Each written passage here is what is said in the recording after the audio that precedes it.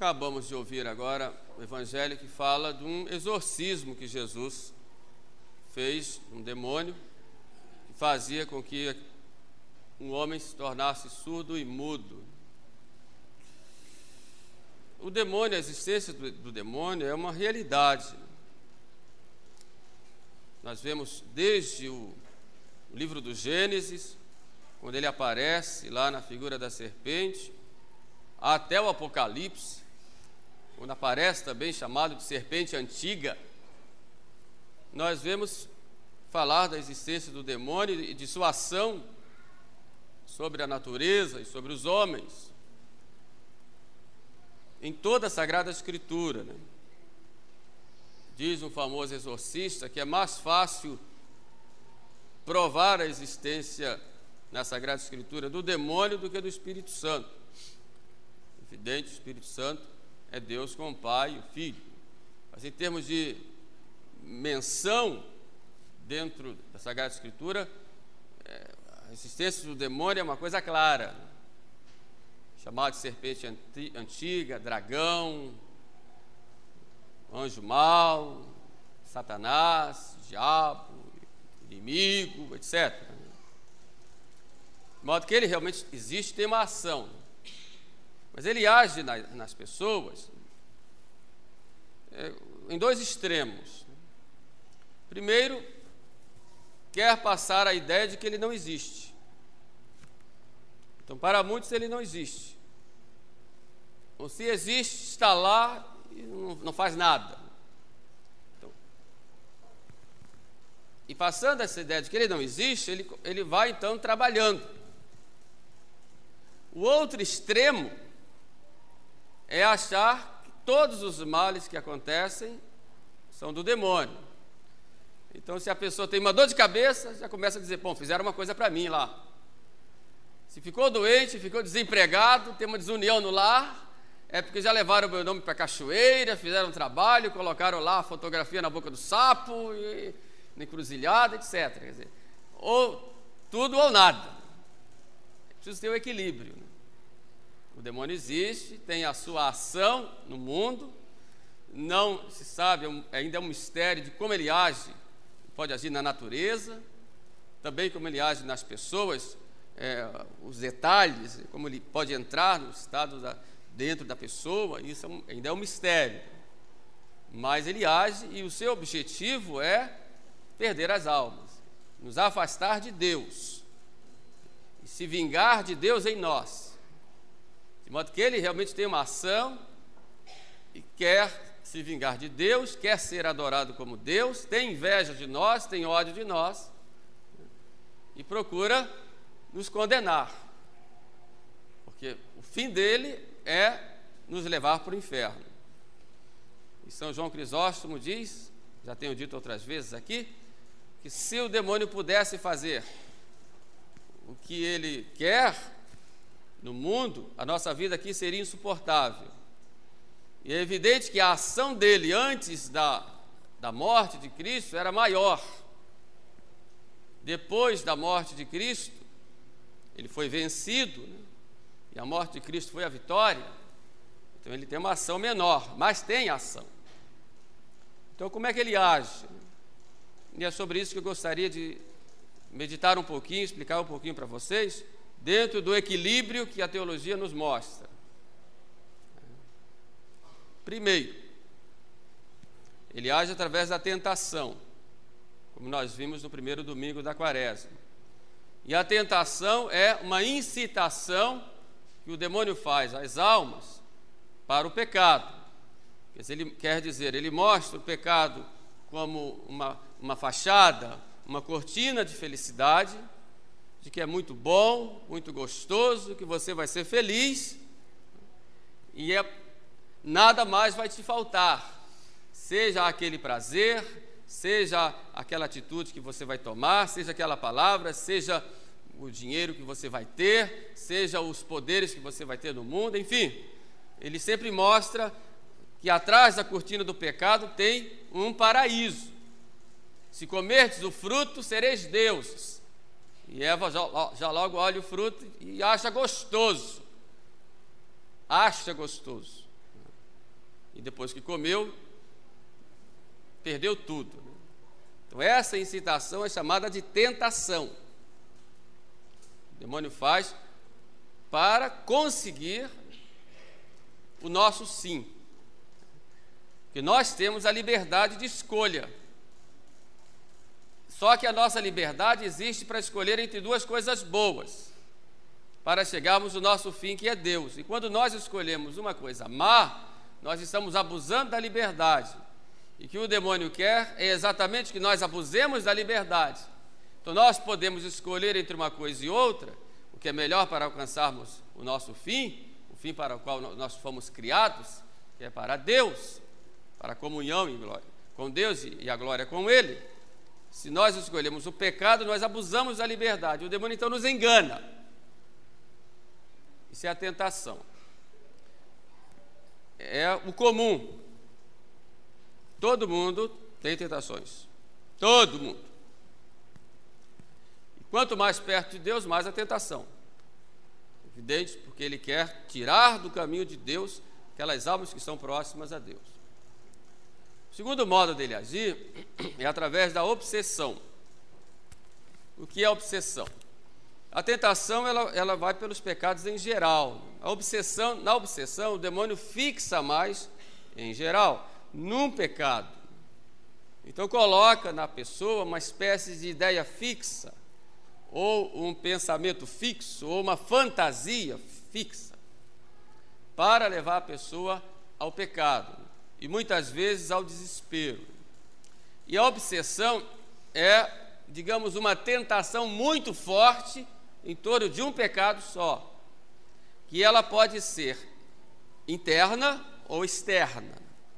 Interna, quando a pessoa começa a ter muitas fantasias em torno de uma coisa só. Por exemplo, o pensamento de morte, pensamento de blasfêmia, ou pensamento de suicídio. E às vezes o demônio pode até dar inspirações interiores à pessoa e até falar, ou parecer que está falando. E a pessoa até tem a impressão de estar escutando ele falar. Faz isso, faz aquilo. Podem ser coisas blasfemas, coisas contra a castidade, contra a pureza, coisas de sentimentos de vingança. E quando ele faz isso de modo fixo e vai aterrorizando a pessoa e incomodando para a pessoa realmente pecar, isso é obsessão, pode ser interna. E ela pode ser também externa. Externa ele pode aparecer. Uma santa, por exemplo, que ele apareceu no crucifixo. O crucifixo era o demônio. E quando ela viu que o sangue era preto, espera aí, não está certo. Era o demônio. Pode aparecer em figuras humanas até, ou de monstruosas, ou fantasmas, ou certas fantasias, ou miragens. Ele pode aparecer assim, pode perturbar a pessoa externamente, como fez, por exemplo, com São João Vianney. À noite não deixava dormir, batia na casa, as panelas e tudo.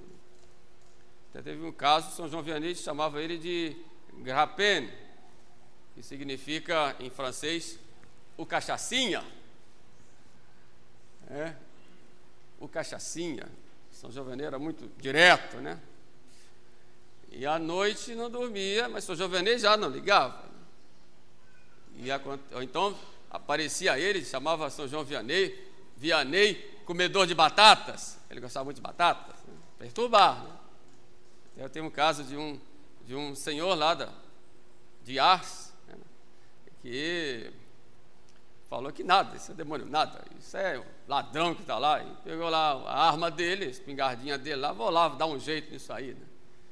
E ele foi fazer a vigília, né? De noite começou aquela bateção de coisa lá, e ele viu que não tinha ninguém, e ele saiu correndo, e São João Vianney ficou rindo, né? Porque era o demônio, né? Depois ele, outra vez, tocou fogo na cama de um santo, e por aí vai, pode bater na pessoa. Então, são ações externas dele. E são obsessões que não são tão comuns. Então, nesses casos, as pessoas devem procurar um sacerdote, né, e relatar com tranquilidade, dispostos a obedecer ao sacerdote. Porque pode pensar que é o demônio e é um transtorno que exorcismo nenhum vai dar jeito. Então, o sacerdote vai, né, fazer o discernimento e vai dizer, olha, isso aí não é o demônio, é outra coisa. Então, vai lá procurar um psiquiatra, um neurologista, e não é depor contra a pessoa, muito pelo contrário, enfim. Pode ser uma coisa patológica, né?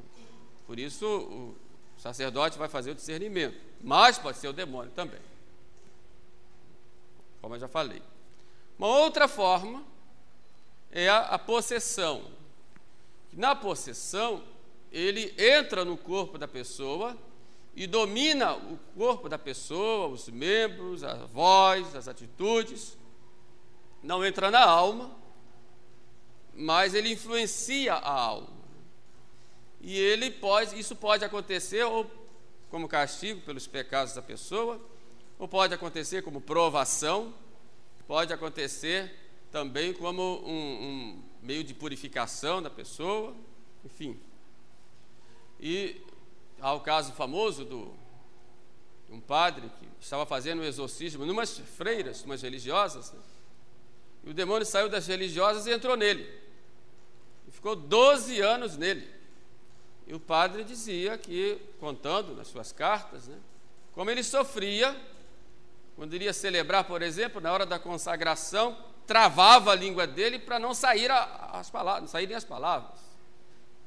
Então, dentro dele havia algo que como que impedia. E o demônio estava no corpo dele como alguém que entra e sai de uma casa quando quer, né? Depois ele foi libertado, graças a Deus. Mas isso acontece na possessão, né? Que há um tempo de sossego e há um tempo de crise, né? Nem todos os casos que se diz que são possessões, né? Aí tem várias características e também uma pessoa especialista vai analisar as características e vai dizer se é possessão ou não, se é caso de exorcismo ou não. Então essa é a ação que o demônio faz. Muitas vezes não é caso de possessão, é fruto da imaginação. Outras vezes, como acontece em muitas igrejas protestantes, é fruto de charlatanismo. Outras vezes, pessoas que estão obsessas, né? Não está possessa. Outras vezes, autossugestão, enfim, nem sempre é o demônio. O que ocorre é que ele existe e quer perturbar as almas, né? E quando Jesus faz esse exorcismo naquele homem mudo e surdo, aquele mudo começou a falar, né? Na realidade, aquilo que aconteceu ali é muito significativo, porque o demônio age nas almas, primeiro provocando uma certa mudez, uma mudez espiritual, para impedir as pessoas de se aproximarem de Deus. Então, ele impede a pessoa de rezar, impede a pessoa de falar as coisas de Deus, quer dizer, ele trava a língua para que a pessoa seja muda espiritualmente. Independente da possessão ou da obsessão, ele procura travar as línguas das pessoas para a verdade. E, pelo contrário, solta a língua para a mentira. Por isso, São Paulo, na Epístola aos Efésios, que nós acabamos de ouvir, ele diz: certas coisas nem devem ser nomeadas entre vós, porque são do maligno. Então, palavrões, coisas impuras, mentiras. O demônio, por exemplo, é o pai da mentira. Então, há pessoas que já estão viciadas em mentir. mentem. Esse é o demônio que está lá travando a língua para a verdade. Outras pessoas são viciadas em blasfemar. Já é o demônio que está travando a língua para bendizer a Deus. Outros são viciados em palavrões, palavras, por exemplo, chulas ou imorais, né? É o demônio que está travando a língua para as coisas puras, né? Ele trava realmente a língua. Nesse caso aí, Jesus fala, né, que quando Jesus expulsa o demônio, aquele mudo falou, né? Não só falou corretamente, diz um outro evangelista que era uma espécie de tartamudo, que tinha dificuldades, mas é a imagem nossa quando estamos influenciados pelo demônio que trava a língua para o bem. Por outro lado, ele trava também o ouvido. Ele fecha o ouvido para as coisas de Deus e abre o ouvido para as coisas ruins, né? Para as mentiras, para as intrigas, para os fuxicos, para as calúnias, né? E abre. Né? E para as coisas de Deus, para os bons conselhos, ele fecha. Então, às vezes, a gente fala para a pessoa 500 vezes, dá um conselho bom, e a pessoa dá um sorriso e diz, que bom, e não faz nada. O diabo travou, né? Fechou o ouvido da pessoa e não passa do ouvido para dentro e para o coração, fica do ouvido para fora. O demônio, ele provoca isso. É claro que ele só provoca essas coisas quando a pessoa deixa, porque a nossa vontade continua livre. Nós fazemos o que queremos. É claro, quando há uma pressão muito forte, a nossa vontade pode se enfraquecer. Mas se nós não fazemos porque queremos, nem existe pecado. O pecado tem que ter o conhecimento da coisa, saber que aquilo é errado e querer fazer o consentimento pleno, senão não há pecado. Ou se houver, porque não há consentimento pleno, nem será pecado mortal, porque tem que ter um consentimento pleno. Mas ele age.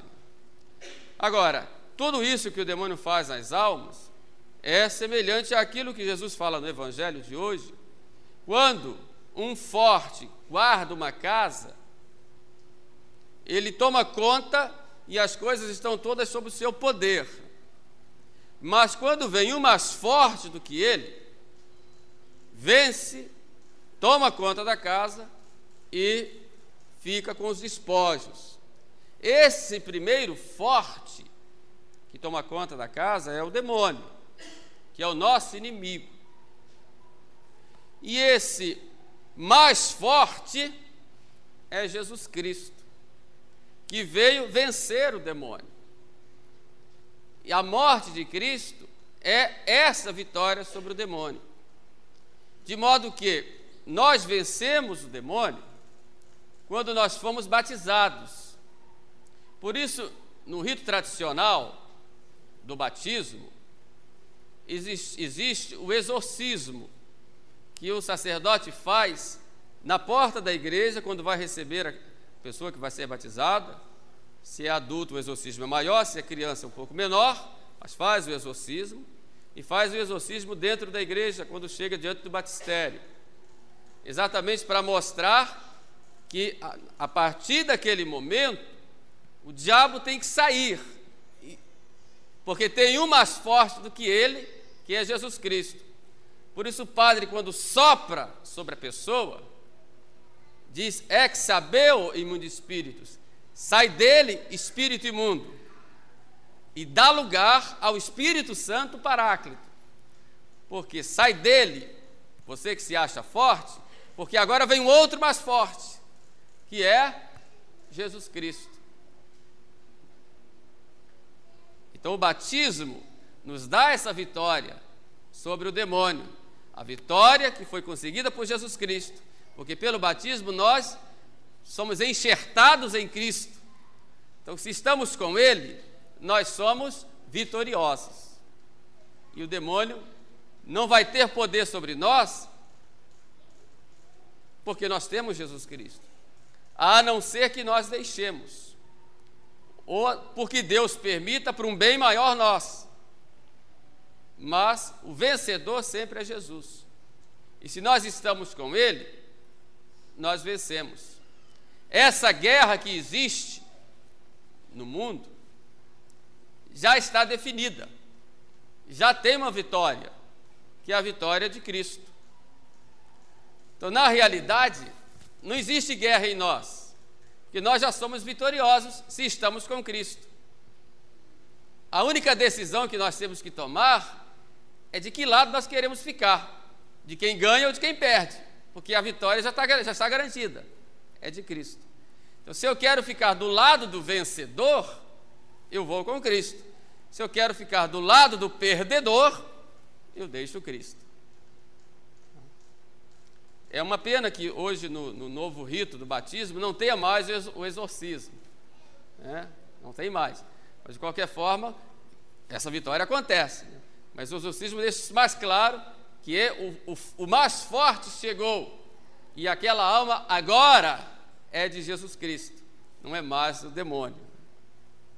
Agora, o que acontece é que muitas vezes nós caímos, e quando nós caímos, nós damos de novo lugar ao demônio. Por isso São Paulo diz, não deis lugar ao demônio. Quer dizer, na nossa vida não demos lugar ao demônio. E nós damos quando nós nos expomos ao pecado, ou quando deixamos ele participar da nossa vida, ou quando até queremos fazer algum acordo com ele. Fazer acordo com o demônio é perder, porque ele é astuto.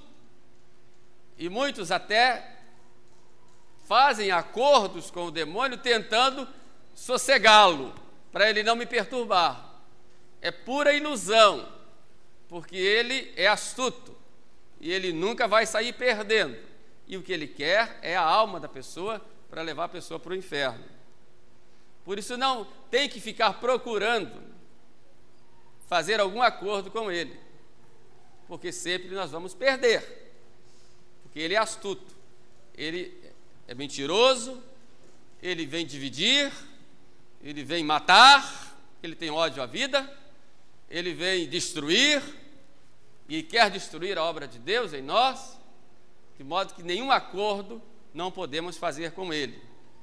É claro que como em nós há essa luta, porque a vitória já é de Cristo, mas às vezes o nosso homem velho quer voltar, então a gente tem que tomar os cuidados e confiar e temos que nos agarrar a nosso Senhor para que fiquemos do lado do vitorioso.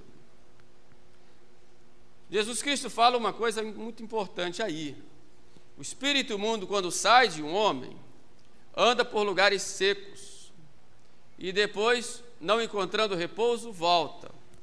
E se encontra a casa varrida e ornada, vai e toma 7 espíritos piores do que ele, e entrando naquela casa, aí fazem habitação, e o estado daquela pessoa torna-se pior do que o primeiro.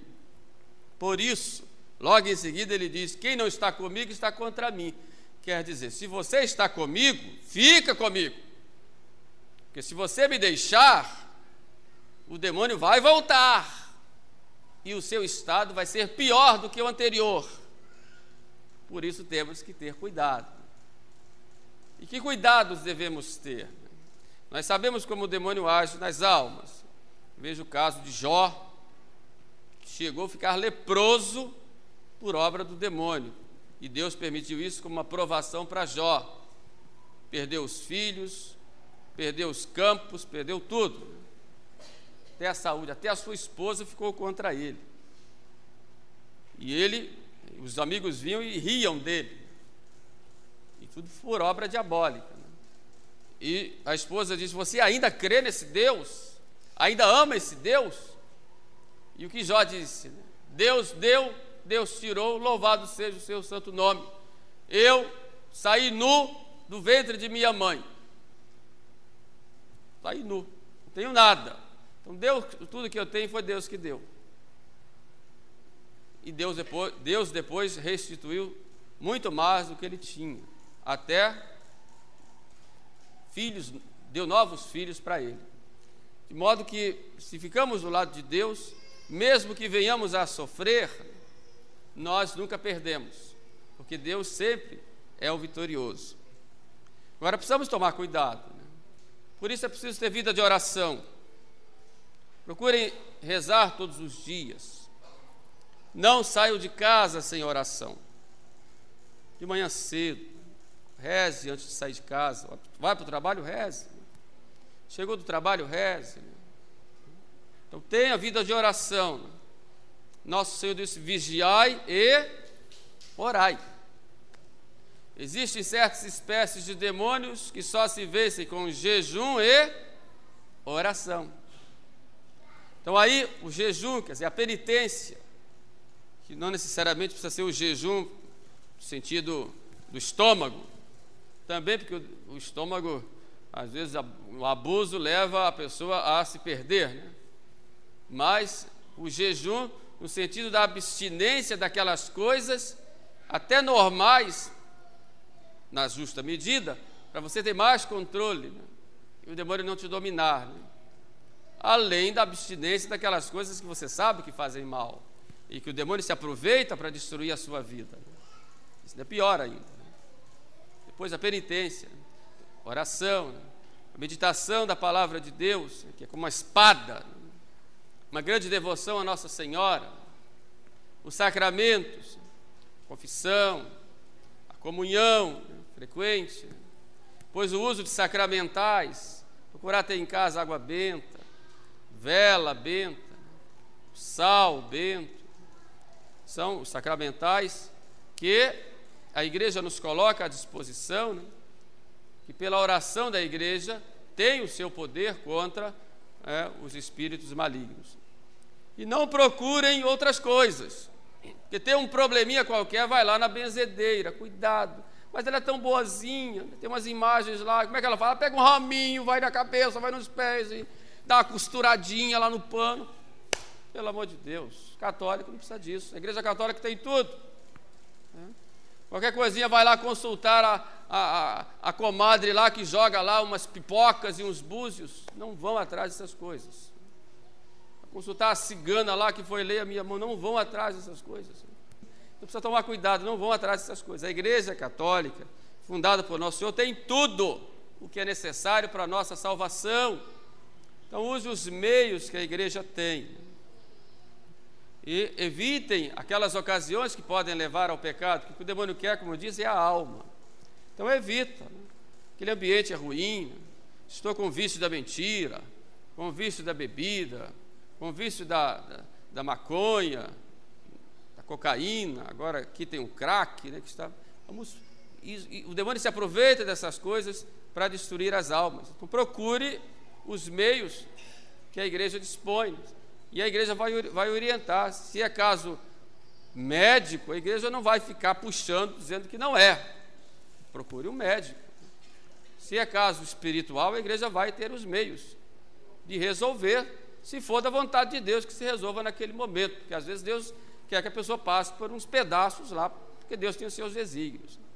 O importante é ter essa confiança, essa entrega total a Deus nosso Senhor, né? Sabendo que Deus quer sempre o nosso bem, e Deus faz tudo concorrer para o bem daqueles que o amam. Então, com essa união com Deus, né? Com a Santíssima Virgem Maria, que é aquela que esmaga a cabeça da serpente, nós assim vamos seguir o caminho certo e vamos chegar à vida eterna. E que Deus nos abençoe e nos livre de todo inimigo, do corpo e da alma, das insídias, das ciladas do demônio, livrai-nos, Senhor. Então, das ciladas do demônio, isso, mas só que está fraco, vocês não estão querendo que ele livre não, né? Então, das ciladas do demônio,